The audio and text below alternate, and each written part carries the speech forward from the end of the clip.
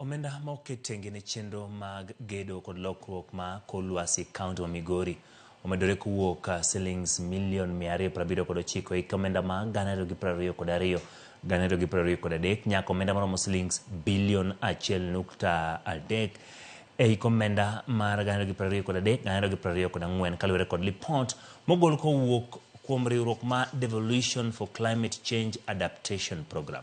Thoth omenda ni kata kamano chiw kod riwruoge ma ok mag piny owacho masiro chenro makedo kod lokruok ma chal ma kor lwasi. Jo Juma nigi lerno. Kedo kod lokruok ma kor lwasi en twak madhi nyime e piny mangima. Piny Kenya kaachiel kod kaunti ma Migori. Okenge ma opogore opogore ma oting'o pidho yiende, keto omenda tenge mar kedo kod lokruok ma kor lwasi, keto chike makare, gin moko kuom okenge ma kaunti ma Migori oseketo mar kedo kod lokruok mar kor lwasi. E higa mar 2021 kaunti ma Migori ne oloso chike 3 madongo makonyo e kedo kod lokruok mar kor lwasi ma oting'o manyo ma kedo kod lokruok mar kor lwasi ma idendo kaka Climate Change Act 2021, chik mang'iyo kaka omenda ma itiyo godo e kedo kod lokruok mar kor lwasi kod ikete tim ma ong'ere kaka Climate Fund Act 2021.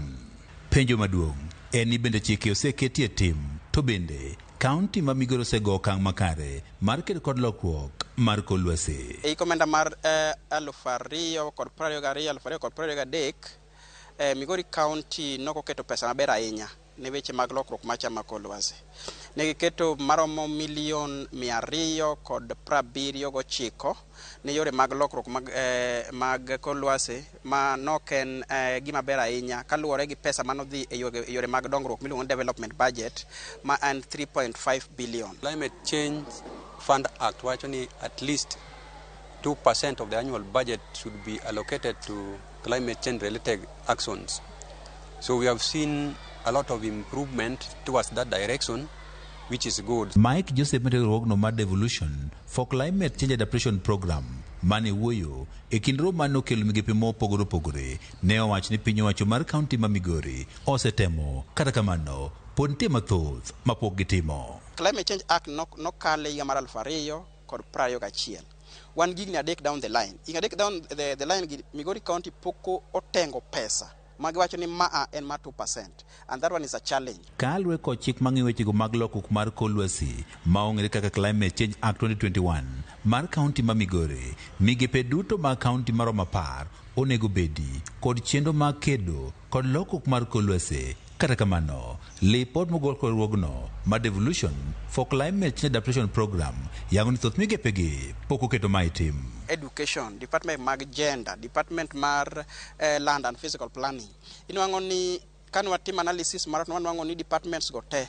Gin in terms of climate change mainstreaming negi score 0. Lipot ni bende yango ni apramal maduong' mag omenda ma itiyo godo e kedo kod lokruok mar kor lwasi e kaunti ma Migori osebedi ka chiwo korego mok mago mag piny owacho kamano moket kod piny owacho to pod tin mokalo. Migori County is focused mostly on the donor fundings. Koro en gima rach ahinya ka chieng' ma donor fundings oweyo. To waneno ni as a county ok wadhi maber ahinya kendo mane momiyo county owinjo beno pull up their socks. Pesa ma development partner okelo mondo ti godo.